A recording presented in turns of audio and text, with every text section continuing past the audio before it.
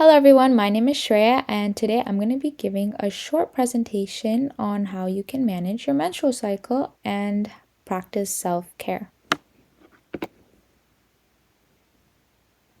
So, what's really important to know about your menstrual cycle is that it is when the lining of the uterus sheds. So this causes blood to come out, and it's really important to really understand that there's a lot of hormonal changes happening, especially with estrogen being released, and it can cause you to feel very different over time. And you need to understand that it can really affect women's fertility from ages 21 to 35. So it is something that spans for a huge period of your life.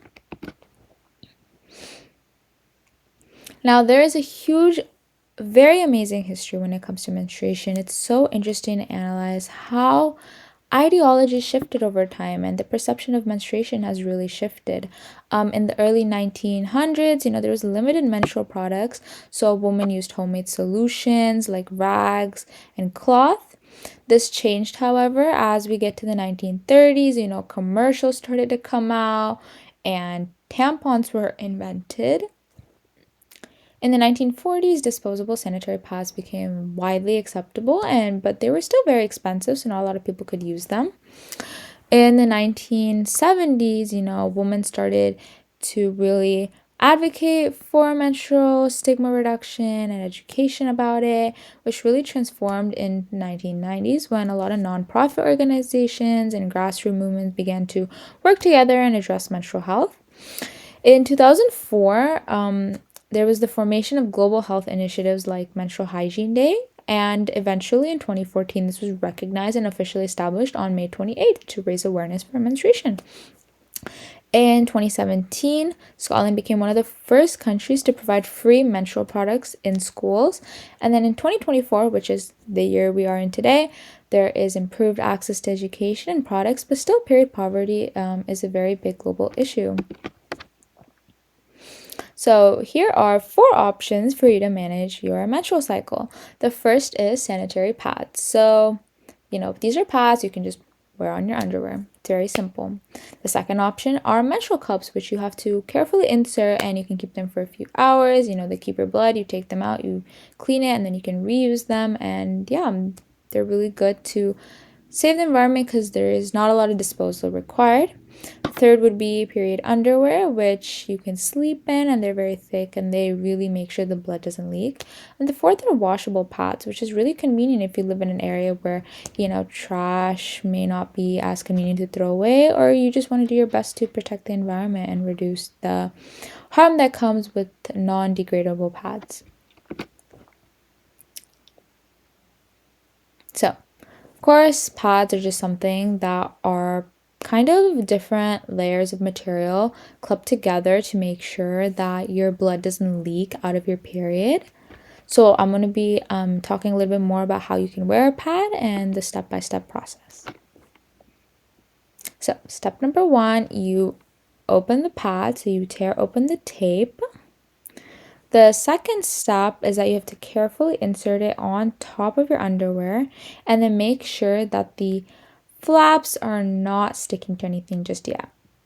The third step, you have to open the flap and then you have to wrap it around the underwear.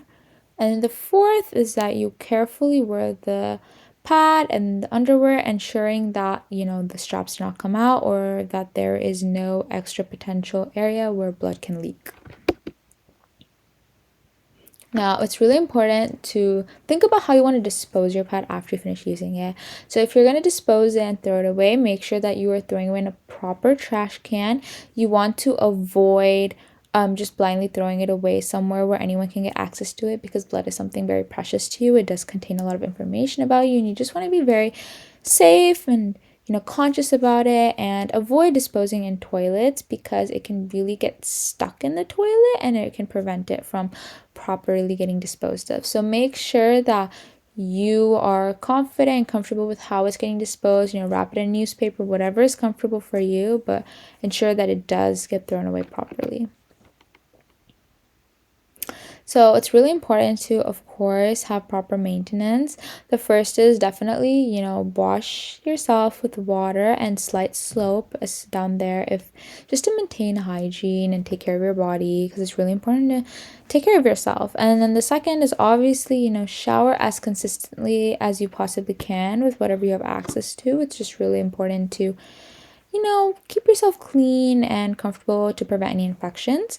The third is always remember to dispose and remove your pad, cloth, whatever it is down there, and replace it so that you prevent infection and make sure everything's really clean down there. You don't want too much blood to overflow. You want to continuously clean, change whatever it is, just to make sure that everything is safe and clean and hygienic for yourself and your health. And of course, practice self-care, eat what you're comfortable eating, drink water, stay hydrated, make sure you sleep. If you're facing problems, try applying heat down there. I will be more explaining about option for how you can do that at your home on your own. And just make sure that you are paying attention to what your body is asking you, because menstruation obviously is a sign for you to just step back, look at what's going on, what can you do to take care of your health and improve it. So of course, with periods, headaches and stomach aches are very common. You can shiver, and there's so much things that may cause you distress. Now, of course, what can you do? Now, there's always a solution. Of course, if you ever need help, it's really important to reach out to people that can help you. But here's a DIY solution of how you can solve this problem. So the first would be making a little homemade heating pack for yourself. So all you have to do is take a cloth or sock or anything that is made of not synthetic, so not fake material, something natural and safe to use.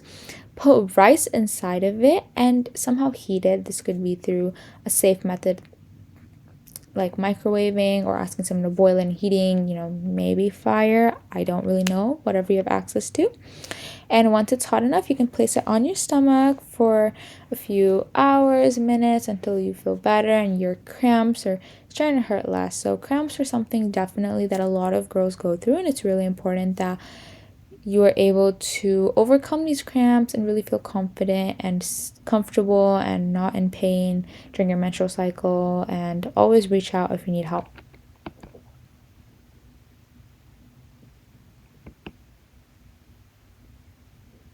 Thank you so much for paying attention and listening, and I hope you learned something from this presentation.